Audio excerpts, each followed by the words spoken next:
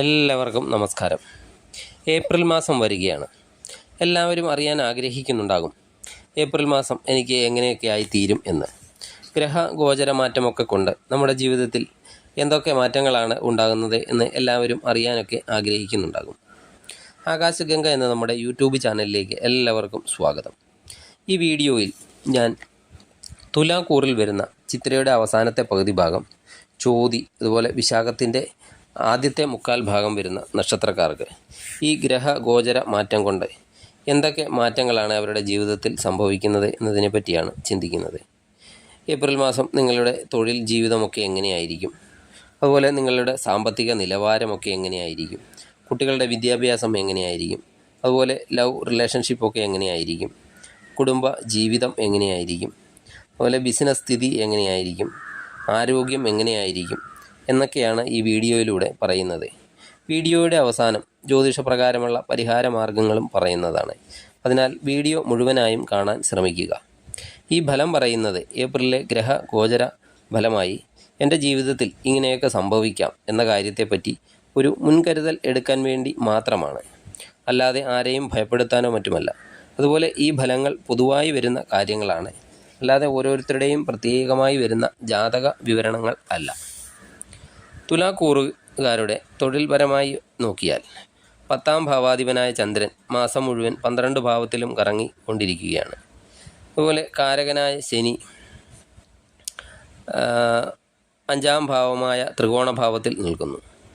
വ്യാഴം 7, സൂര്യൻ 13ാം തീയതി വരെയാണെങ്കിൽ ഗ്രഹണഭാവത്തിലും, എന്നാൽ പിന്നെ 13ാം തീയതിക്ക് ശേഷം ഉച്ചരാശിയായ മേടത്തിലേക്കും മാറുന്നുണ്ട്.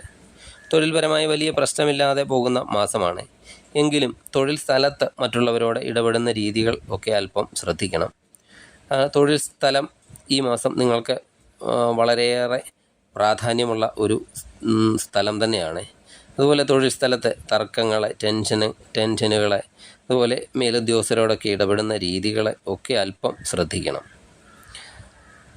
മേലുദ്യോഗസ്ഥരോടൊക്കെ സംസാരിക്കുമ്പോൾ വാക്കുകളൊക്കെ അളന്ന് മുറിച്ച് സംസാരിക്കുക. കാരണം ദേഷ്യമൊക്കെ കൂടുതൽ ഉണ്ടാകുന്ന സമയമാണ്. അവനവൻ്റെ ജോലിയിൽ മാത്രം ശ്രദ്ധിച്ച് ജോലി ചെയ്യുന്നവരെ സംബന്ധിച്ചിടത്തോളം ഈ മാസം ഒരു കുഴപ്പവുമില്ലാതെ കടന്നു പോകുന്നതാണ്. മറ്റുള്ളവരുടെയൊക്കെ ജോലിയിൽ പോയി ഇടപെടാതിരിക്കുക. അതുപോലെ മറ്റ് ജോലിക്കാരുടെയൊക്കെ കുറ്റവും കുറവും ഒക്കെ പറഞ്ഞു നടക്കുക. ഇങ്ങനെയുള്ള കാര്യങ്ങളൊക്കെ ഈ മാസം നിങ്ങൾ ഒഴിവാക്കേണ്ടതാണ്. ഗവൺമെൻറ് സെക്ടറിലൊക്കെ ജോലി ചെയ്യുന്നവർ 13ാം തീയതി വരെ അല്പം ശ്രദ്ധിക്കണം. കാരണം സൂര്യൻ രാജാവാണ്, രാജാവിനെ ഗ്രഹണം ബാധിക്കുകയാണ്. 13ാം തീയതിക്ക് ശേഷം സൂര്യന് ഗ്രഹണമൊക്കെ മാറി വരുന്നതിനാൽ അനുകൂല സമയം ആകും. പുതിയ തൊഴിലൊക്കെ അന്വേഷിക്കുന്നവർക്കും ഏപ്രിൽ 13-ന് ശേഷമായിരിക്കും നല്ല സമയം. അതുപോലെ വിദേശ ജോലിക്കൊക്കെ ശ്രമിക്കുന്നവർക്ക് ബുധൻ്റെ വക്രസ്ഥിതിയൊക്കെ മാറി വരുന്ന മാസാവസാനമാണ് ഗുണകരമായ അവസ്ഥ ഉണ്ടാകുന്നത്. ബിസിനസ്സുകാർക്ക് മാസത്തിൻ്റെ ആദ്യ ഭാഗങ്ങളൊക്കെ അനുകൂല സമയമാണ്. എങ്കിലും പാർട്ട്ണർഷിപ്പ് ബിസിനസ്സൊക്കെ നടത്തുന്നവർ പരസ്പരം ദേഷ്യം, സംശയം ഇവയൊക്കെ ഒഴിവാക്കേണ്ടതാണ്. കാരണം കുജൻ ശനിയുമായി അഗ്നിമാരുത യോഗത്തിലാണ്. മാസാവസാനമൊക്കെ ആകുമ്പോഴേക്കും ബിസിനസ് പങ്കാളി വഴി നഷ്ടങ്ങളൊക്കെ സംഭവിക്കാൻ സാധ്യതയുണ്ട്. അതുകൊണ്ട് ഇതുപോലുള്ള കാര്യങ്ങളിലൊക്കെ അല്പം ശ്രദ്ധ കൊടുക്കണം. അതുപോലെ സാമ്പത്തിക കാര്യങ്ങളെപ്പറ്റി ചിന്തിച്ചാൽ 2ാം ഭാവാധിപൻ 5-ൽ ശനിയോടുകൂടി നിൽക്കുന്നു. അതുപോലെ 11ാം ഭാവാധിപൻ 6-ൽ ഗ്രഹണരാശിയിലാണ് 13ാം തീയതി വരെ. അതിനുശേഷം സൂര്യൻ ഉച്ചത്തിലേക്ക് മാറുന്നതാണ്.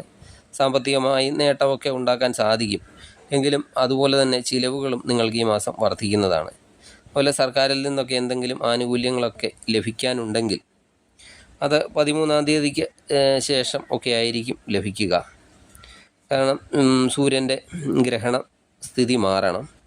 അതുപോലെ ശുക്രൻ ഉച്ചത്തിൽ നിന്നുകൊണ്ട് 12ാം ഭാവത്തിലേക്ക് ദൃഷ്ടി ചെയ്യുന്നത് ആഡംബര കാര്യങ്ങൾക്കായുള്ള അപ്രതീക്ഷിത ചിലവുകൾക്കൊക്കെ കാരണമായേക്കാം. 13ാം തീയതിക്ക് ശേഷം 24ാം തീയതി വരെ നല്ല രീതിയിലുള്ള സാമ്പത്തിക ഗുണങ്ങളൊക്കെ നിങ്ങൾക്ക് ഉണ്ടാകുന്നതാണ്. അതുപോലെ ശ്രദ്ധിക്കേണ്ട വേറൊരു കാര്യം, വ്യക്തമല്ലാത്ത സാമ്പത്തിക ഇടപാടുകളിൽ നിന്നൊക്കെ വിട്ടു നിൽക്കേണ്ടതാണ്.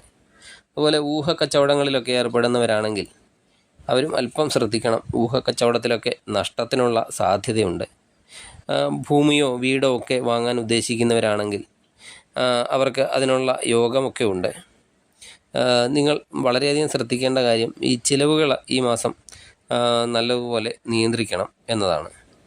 വിദ്യാർത്ഥികൾക്ക് പഠനത്തിൽ നല്ല പ്രകടനമൊക്കെ കാഴ്ചവെക്കാൻ സാധിക്കുന്നതാണ്.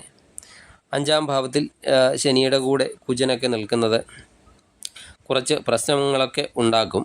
പഠിച്ച ചില ഭാഗങ്ങളൊക്കെ കൺഫ്യൂഷൻ ഉണ്ടാകാൻ സാധ്യതയും കാണുന്നുണ്ട്. അതുപോലെ എക്സാം എഴുതുന്നവർ ഒക്കെ ആണെങ്കിൽ എല്ലാം അറിയാമെങ്കിലും ഈ പരീക്ഷ എഴുതുന്ന ധൃതിയൊക്കെ കൂടി പോകുന്നതിനാൽ ചെറിയ പ്രശ്നങ്ങളൊക്കെ നേരിട്ടേക്കാം. അതുപോലെ വിദേശ പഠനം, ഉപരിപഠനം അതൊക്കെ ആഗ്രഹിക്കുന്നവരാണെങ്കിൽ അവർക്ക് മാസത്തിൻ്റെ അവസാന ഭാഗമായിരിക്കും കൂടുതൽ ഗുണകരമായിട്ടുള്ളത്. അതുപോലെ ലവ് റിലേഷൻഷിപ്പൊക്കെ ഉള്ളവർക്ക് 5-ാം ഭാവത്തിൽ ശനി കുജയോഗം നിൽക്കുന്നതിനാൽ അവർ തമ്മിൽ പരസ്പരം ശത്രുത ഉണ്ടാകാൻ സാധ്യതയുണ്ട്. അതുപോലെ പുറമേ നിന്ന് ഉള്ള ശത്രുക്കൾ അവരുടെ ഈ ബന്ധത്തെ മുറിക്കാനായിട്ടൊക്കെ ശ്രമിക്കുന്നതാണ്. അവർ ദേഷ്യമൊക്കെ നിയന്ത്രിക്കേണ്ടതാണ്. അതുപോലെ പരസ്പരമുള്ള വാക്കുകളും പ്രവൃത്തിയും ഒക്കെ ഈ മാസം അവസാനം വരെ അല്പം നിയന്ത്രിക്കേണ്ട അതാണ്. അതുപോലെ പ്രേമഭാവങ്ങൾ ഒക്കെ തോന്നിക്കുന്ന ശുക്രനാണെങ്കിൽ ഗ്രഹണ രാശിയിലുമാണ്. അപ്പോൾ ഈ ലവ് റിലേഷൻഷിപ്പൊക്കെ ഉള്ളവർ ശ്രദ്ധിക്കേണ്ട ഒരു മാസം തന്നെയാണ് ഏപ്രിൽ മാസം. പുതിയതായി വിവാഹമൊക്കെ ആലോചിക്കുന്നവർക്ക് മാസാവസാനമായിരിക്കും അവർക്ക് കൂടുതൽ ഗുണകരമായിട്ടുള്ളത്. ദാമ്പത്തിക ബന്ധത്തിലാണെങ്കിൽ പങ്കാളിക്ക് സംശയം തോന്നുന്ന കാര്യങ്ങൾ ഒന്നും ചെയ്യാതിരിക്കുക. അതുപോലെ പരസ്പരം ഉപയോഗിക്കുന്ന വാക്കുകൾ ശ്രദ്ധിക്കണം. 2ഉം 7ഉം ഭാവാധിപൻ ശത്രുവിൻ്റെ ക്ഷേത്രത്തിലാണ് നിൽക്കുന്നത്. അതുകൊണ്ട് വാക്കുകൾ മൂലം എന്തെങ്കിലുമൊക്കെ ശത്രുതകളൊക്കെ ഉണ്ടായേക്കാം. അതുപോലെ ഭൂമിയോ വീടോ ഒക്കെ പുതിയതായിട്ടൊക്കെ വാങ്ങാൻ ഉദ്ദേശിക്കുന്നവരാണെങ്കിൽ അവർക്ക് ഭൂമിയും വീടും വാങ്ങുന്നതിനൊക്കെയുള്ള യോഗം കാണുന്നുണ്ട്. അതുപോലെ കിട്ടാനുള്ള പൂർവിക സ്വത്തിനെ സംബന്ധിച്ച് എന്തെങ്കിലും തരത്തിലുള്ള തർക്കങ്ങളൊക്കെ ഉണ്ടാകാൻ സാധ്യതയും കാണുന്നുണ്ട്.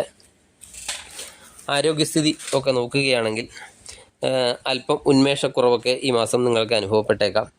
അതുപോലെ പങ്കാളിയുടെ രോഗകാര്യങ്ങളിലും അല്പം ശ്രദ്ധിക്കണം. പങ്കാളിക്ക് എന്തെങ്കിലും തരത്തിലുള്ള ചെറിയ രോഗങ്ങളൊക്കെ ഉള്ളവരാണെങ്കിൽ അതിനാവശ്യമായ ചികിത്സയൊക്കെ നേരത്തെ നൽകേണ്ടതാണ്. അതുപോലെ വാഹനം ഉപയോഗിക്കുന്നവർ ശ്രദ്ധിക്കണം.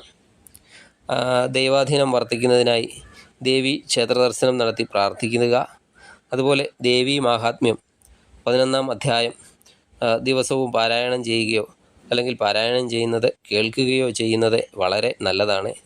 അതുപോലെ ശ്രീകൃഷ്ണ ക്ഷേത്ര ദർശനം നടത്തി ഈ ഭഗവാന് തുളസിമാല, നെയ്വിളക്ക് ഒക്കെ സമർപ്പിക്കുക. പ്രാർത്ഥന തന്നെയാണ് ദോഷങ്ങൾ മാറാനുള്ള ഏറ്റവും നല്ല പരിഹാരമാർഗം. അതുകൊണ്ട് പരമാവധി പ്രാർത്ഥിക്കാൻ ശ്രമിക്കുക. നിങ്ങൾക്ക് എല്ലാം കൊണ്ടും നല്ലൊരു മാസമാകട്ടെ ഏപ്രിൽ മാസം എന്ന് ആശംസിക്കുന്നു. നന്ദി, നമസ്കാരം.